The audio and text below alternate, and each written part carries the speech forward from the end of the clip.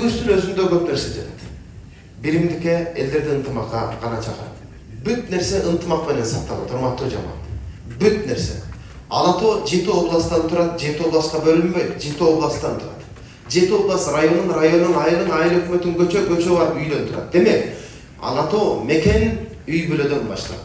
Антан ар бирибизден суранам, мекенди да, үй бүлөнү да, элим барсынбы фондун да, керек болсо ар бирибиздин өзүбүздүн ишканабызды да, мэриябызды да, бүтүн барып нерсени бир гана ынтымак сактап барат. Антан ар бирибизден суранып кетем, ынтымак узулдурабасын, биримдигибиз бекем болсун иншалла. Же болбосо же ата же апа жок болгон жарты жетимдер эмес, ата энеси бар туруп ажырашып кеткен тирүүлөй жетимдердин абдан көп экендиги жан дүйнөбүздү сыздатты.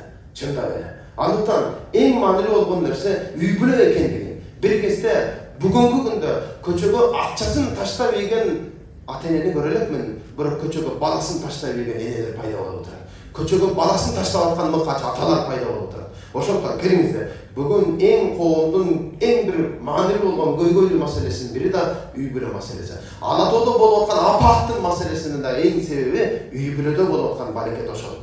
Үй бүлөдө туруксуздук жок болгондон кийин үй бүлө, мекен үй бүлөдөн башталат. Ала Тоонун абалы, демек Ала Тоодогу үй бүлөнүн абалын гана көрсөтүп атат. Бүгүнкү күндө болуп аткан көйгөйдүн баардыгы жокчулуктан болгон жок, токчулуктан болуп атат. Ошондуктан келиңиздер, кайрымдуулук учурунда да бир нерсени байкадым. Фонд менен бир жолу барган кезде жардам бергиле деди. Биз анализ кылып барабыз ошол үйгө. Бардык үйгө бир текшерели, чындап жардамга муктажбы жокпу? 2 этаж үй бар экен, бүтө эле экен. Үйүңүз бар экен. Үй жок, кыйналгандар турат десек, теги киши эмне ошо үйүңдү бүтүрүп албайбы, жардам бербесиңер дейт. Көрсөңүздөр, кайрымдуулукту мындайча айтканда жеке өзүнүн напсысына кара колдонуп аткан инсандарды да көрдүк. Үйүндө жей турган нерсеси турса да, бирок кошунасы ачка турса да кайрымдуулукка мага бер деген инсандарга да беттештик. Андыктан достор, келиңиздер, сиз менен биз чыныгы кайрымдуулук эмне экендиги, Аллахка бүгүн падыша менен жолуккуңуз келсе, президент менен жолуккуңуз келсе, президенттин жанындагы жардамчылар менен жакшы мамиле кылсаңыз батыраак жолугасыз. Дал ошондой эле Аллахтын ыраазысына жетейин десеңиз, Аллахка жагайын, Аллах менен жолугайын десеңиз, анда Аллахтын да жакын адамдар менен жакшы мамиле кылыңыз. Сиз да ошондой инсандардансыз. Аллах кимди жакшы көрөт? Аллах жетим жесирди жакшы көрөт. Аллах бей бечараны жакшы көрөт. Аллах мискиндерди жакшы көрөт. Аллахтын жолундагы илимдүү инсандарды жакшы көрөт. Аллах зулум чеккен инсандарды жакшы көрөт. Тагыраагы жанында турган дал ошондой периштелер менен дос болгон, жан дүйнөсү жаман гана жакшылыкты тилеген сиздей инсандар дал ошол Аллахтын жакшы көргөн пенделери менен жакшы жүрөсүздөр. Ошон үчүн дагы коомдогу мартабаңыздар бийик болуп атат.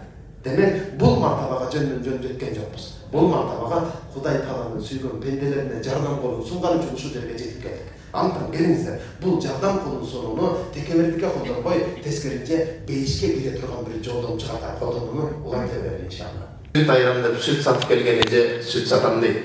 Ошондо атасы кызына, кызым бар апаңа айт, баклашка берсин сүт алалы дейт. Ошондо кызы чуркап келип, ата, үйдө сүт бар экен, сүткө муктаждыгыбыз жок экен десе, атанын сөзүн караңыз. Кызым, сүткө муктаждыгыбыз жок болсо да, сүт сатып келген эженин акчага муктаждыгы бар, жүрүп 1 литр аш алып кое берели, эчтеке болбойт деп бир ролик тарткан болчубуз. Арада ушул тамада менен тартканбыз. Муну эмне үчүн айтып атам?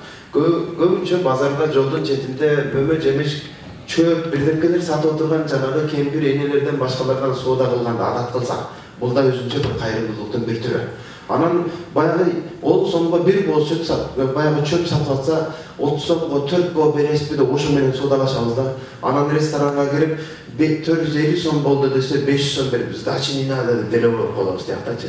Чын-чынына келгенде мынага берип сдачи не надо деп койсоң жакшы болмок да. Ошондуктан кайрымдуулуктун түрү ар бир ишибизде бар. Анан өзгөчө кесип ээлерине да кайрымдуулук кылгандар бар. Биз фонд менен биргеликте дарыгер эжелерибизге, агаларыбызга барып, сен акча бербесең жок, бирок мынанын жөн эле ден соолугун бекер эле асып отуруп берчи. Макул, ушинтип да кайрымдуулук кылса болот. Болот албетте.